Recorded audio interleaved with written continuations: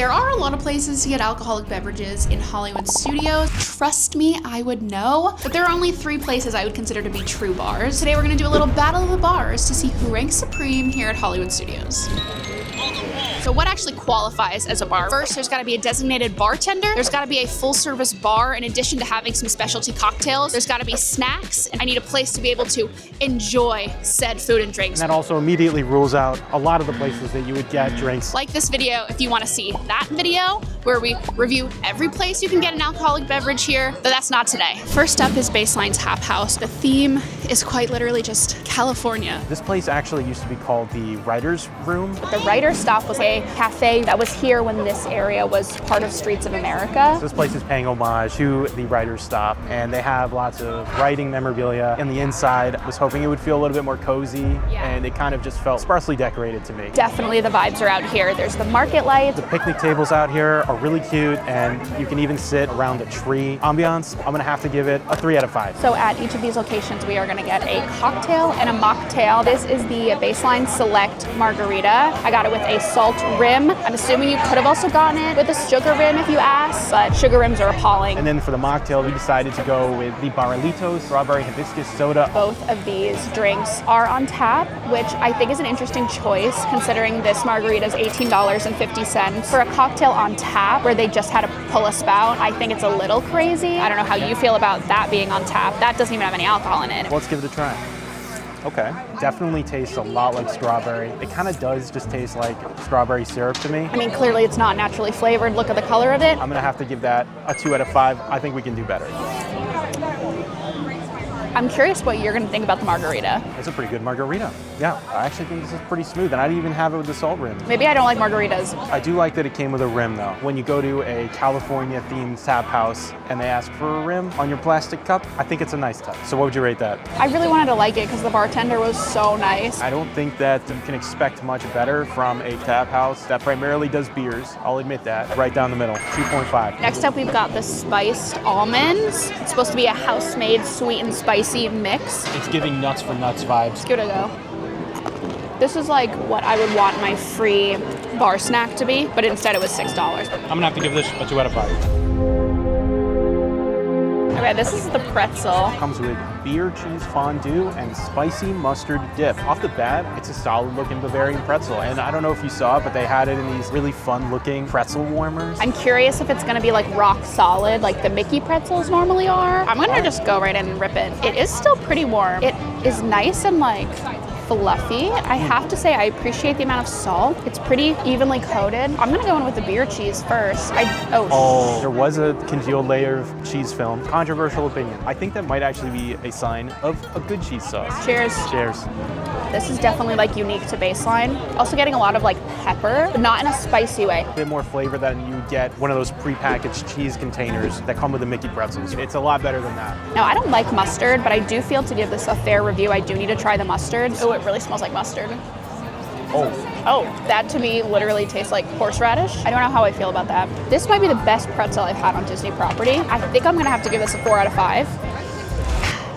Moving on. This is the California cheese and charcuterie plate. We've got a hard cheese on here, we got a blue cheese, we have a goat cheese, chorizo and calabrese salami. Got some little pickles, some grapes, and some beautifully toasted baguettes. Right off the bat, before I even taste anything, obsessed with this board that looks like wood, but it's very clearly plastic. I love the look of a wood board, but like they're not sanitary. Very excited to dive in and try this. Should I take Lactaid? Bottoms up. Well, since I just ate Lactaid, I need to start with the cheese. I wish this came with a knife, because how am I supposed to get that? What do you think? I think there are right there. I'm back. I'm gonna pick the crispiest looking crostini. I'm gonna go in with some blue cheese. Wish there was jam. There is mustard. We know how I feel about mustard. It's like full grain mustard, which scares me. No. Oh my God. I think I'm just gonna go in with chorizo. Ready? Cheers.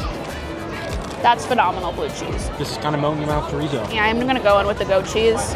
Yeah, here's the thing, I don't like goat cheese, so it tastes like goat cheese. I mean, it's very smooth. I've set that up for you to try, yes. It's just a nice creamy goat cheese. I'm gonna go in with this hard cheese. It doesn't actually say what kind of cheese, it just says Toma Farmstead or something. It's a very mild cross between a provolone and a cheddar. I think context is important here. We are in a theme park in the middle of Florida. So I appreciate the choices on this charcuterie board. I think they're all things that are meant to last in the Florida humidity. I think it was only, what, $13? $13. I think this is an incredible deal. This, to me, is a 5 out of 5 snack. I'm to Baseline Taphouse just for the charcuterie board. I'm ready for final thoughts. Before you do that, though. Pickle break. Cheers. Pickle break. I mean, what's wrong with that? So Baseline Taphouse, I can't really knock them for me choosing to get a cocktail on tap. It is a regular California beer garden in the middle of a Disney theme park. What I'm hearing is what made it magical is that there was not a thing magical about it, which I can get behind. I respect that. I'm gonna give it a 3 out of 5. This next bar, I think we're gonna find the magic there. And I think it's located in a galaxy far away. Okay, so you probably guessed it, but next up, we're going to Oga's Cantina, Galaxy's Edge. Every location here has an official backstory. Oga's goes a little something like this. Located on the outer rim planet of Batuu, Oga's is run by Oga Guerra, a Blutopian crime boss who thought, why not mix organized crime and cocktails? The place is basically a dive bar for the galaxy's most charming misfits, looking to quench their thirst with popular drinks such as Bespin Fizz and Yub Nub, whatever that means. I just heard they extended their menu. I'm excited to try some snacks if we don't get caught by stormtroopers first. Right there. Hey, you. That was a close one. They didn't even look at me. I'm gonna check in right now. We actually did have to make a reservation ahead of time. That was the only thing we had to kind of plan around today. Little fun fact, the design for Oga's was actually inspired by Jabba's palace. Isn't Oga also supposed to be like a hut? Good point. I guess we don't really know what Oga looks like. After a few minutes, our name got called and we headed into Oga's. They put us on the far side of the bar, which we thought we'd have all to ourselves, but over the next few minutes, they managed to squeeze like 10 more people in the space around us. So if you come to Oga's, be prepared to make some new friends. Okay, it's bumping in here. We got DJ Rex, perfect view. He's giving us a little wave right now. Vibes are just immaculate. I'm obsessed with just the gunk that's sitting across from me right now that goes on top of the drink. Is it growing? I think I'm literally watching it. It totally is. I'm watching it grow right now. I think that's why they have to stir it or else it's gonna like eat us all. Do you have any new drinks? Oh, I don't know how to read either, don't worry. That's one thing you can always count on at Oga's. The bartenders get really into character and they crack Star Wars appropriate jokes the entire time. Even getting carded was a fun time. Yeah, we trust you. First time here, let's see it. I understand. I'm actually 500, so I just look good for my age, you know? Actually, it's 500. So, it's super awkward. Looks fake, we'll take it. Thank you. I decided to order a nice Cillin and Bubbles with Brub Berry Essence. Leave a comment down below letting me know if I pronounced that correctly. Yeah, I mean, I love Empress Gin. Delicious. Benji ordered the non-alcoholic Hyperdrive Punch It. That's honestly delicious. If I was a bounty hunter, that'd probably be my go-to. Then we looked up and spotted a creature in a tank. Could that be who I think it is? You think they keep Oga in a tank above the bar? Maybe, I'm gonna ask. Maybe she also helped make your drink.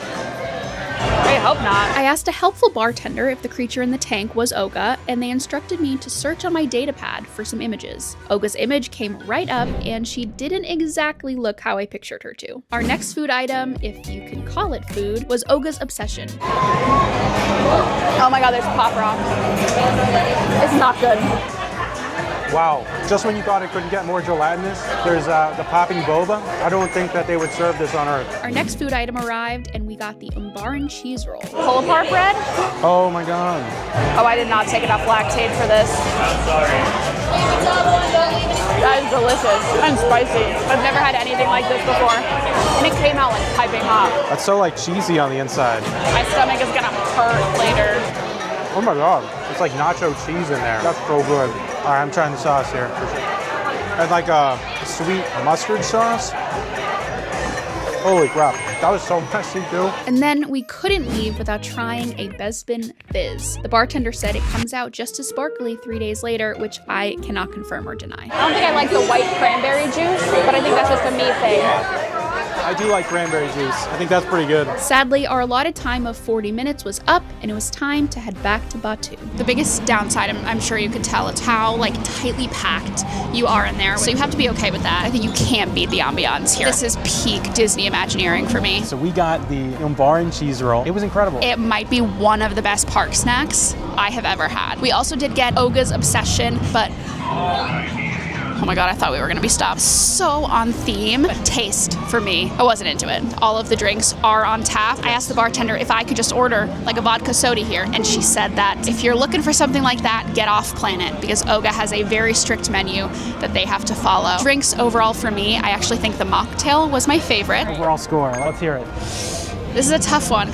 4 out of 5. Next, it was time to return to Earth and hit up our third and final bar of the day, and this one might just be a real hidden gem. We are at our third location here outside of the Hollywood Brown Derby restaurant. A little fun fact for you. The Hollywood Brown Derby restaurant here at Hollywood Studios is a tribute to the chain of Brown Derby restaurants that were extremely popular throughout the 20th century in Los Angeles, but there's actually a lounge right outside. Apparently, the menu here is the same as the restaurant, so I'm really interested to see what we're gonna be able to order. We went to put our name on the wait list and we thought it would be just a 10-minute wait, but it turned out to be a 40-minute wait. So we did what any responsible person would do and decided to do some retail therapy on Hollywood Boulevard. They had a bunch of cute things and some less cute things, but fortunately for me, they had this checklist t-shirt that I've had my eyes on, so I didn't walk out of there totally empty-handed. After only a 20-minute wait, we got the text that our table was ready at the lounge. They seated us at a bistro table by the bar, which ended up being a bit small, but more on that later. We were indeed given the Brown Derby's full menu, and it's actually seasonal, so we saw a bunch of stuff on here that we'd never seen before. The cocktail menu was also very extensive, even more than what was on the Disney World app, and they even had a ton of non-alcoholic options too. They had a fully stocked bar right outside, so people were walking right up and ordering drinks at the bar. For the Brown Derby Lounge mocktail, I got a Pink Palace, and it is Sprite with watermelon, and of course, a Glow Cube, because it wouldn't be a mocktail without one.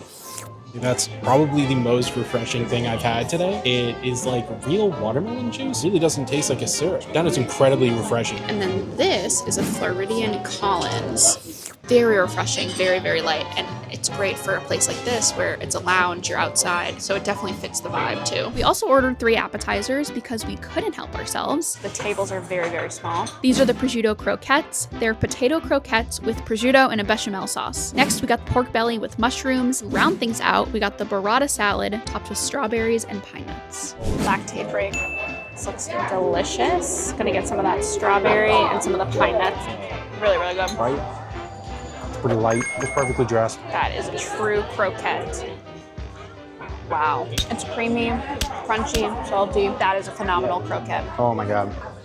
Yeah, texture's perfect, flavor's perfect. I mean, if I have to take another bite, that's amazing. These are croquettes to write home about. Pickled onion on top just ties it together perfectly. That's gotta be a 5 out of 10 5 out of 10. That's gotta be a 10 out of 5 croquette, honestly. Next up, we're trying the pork belly. Oh my God, that looks phenomenal. Let's see. Oh yeah, look at that. Wow. It's, wow. The flavor profile is amazing. You've got the sweet, you've got the crunchy, the savory. I mean, the thing cuts like butter. Oh my God, they're just so juicy. And these mushrooms look incredible. I'm not even sure I would make it to the entrees. These appetizers are so good. But we couldn't leave without trying their signature dessert. This is the grapefruit cake, which is a vanilla sponge cake with layers of cream cheese frosting and grapefruit syrup. I'm usually not a fan of grapefruit, so I don't know if I'm gonna be a great judge for this, but let's see. It does look really, really good. Oh, I mean, it's really light. That is really good. The grapefruit syrup is in each layer as well. I thought it was just drizzled on top. You really get that grapefruit flavor that's coming through, like that tanginess. The cream in the cake just kind of cuts it. I can definitely see why this would be a Brown Derby classic. Now that we're out here, we can speak at a little higher volume. What did you think about the drinks? I think that the mocktail we had was the best of the day, extremely refreshing. I felt the same way about the cocktail. The cocktail was very refreshing. It was light, clearly like freshly shaken. I felt like I was at a bar. I didn't feel like, you know, I was getting drinks on tap or I was getting like gimmicky drinks like we did at Oga's, sorry. You know, it was just the vibe was a little different. So I'm gonna give it a 5 out of 5. Let's talk about the food. I mean, we did not film this, but I will be honest, we ordered a second round of croquettes. They were phenomenal. The burrata salad wasn't bad, but the croquettes and that pork belly hit it out of the park for me. The food, I think it was the best of the day. Ambiance, it captures that kind of Hollywood vibe, right? But I think it's not very in your face. Especially where you're sitting outside in the lounge, there's not a ton of theming outside. Something magical. The cast members are just amazing. They're just so easy to talk to, and I feel like when you're in more of a lounge setting, you get to like have more like human conversation with the cast members, which I really, really like. So final rating? God, this really might be a cop-out, but I gotta give it a 5 out of 5. Did I already give something else a 5 out of 5? Nope. No? I think that means Brown Derby is the winner of Battle of the Bars. We do have one more. It doesn't meet all of our criteria, but for the sake of this video, last up we're gonna go to Tune In Lounge, which if you didn't know is connected to 50's Primetime Cafe. They serve all the same cocktails you can get at dinner. It's supposed to be themed after like your parents' living room, so let's go. So right off the bat, the theming is really cool in here. We loved these vintage TVs over the bar. Seating was extremely limited though. Only about 10 people could sit in here at a time, and since we filmed this, they've actually removed all the seating. We ended up waiting in a pretty long line to order, but once we got to the front, the bartenders were pretty fast. So we got like a toasted marshmallow old fashioned. Super intrigued by this. Comes with toasted marshmallows, which I appreciate. All right, let's give it a little taste. I don't know about that. It tastes just like an old fashioned and they put marshmallows on top. Thank you so much for watching. If you liked this video, you're gonna like this one even more.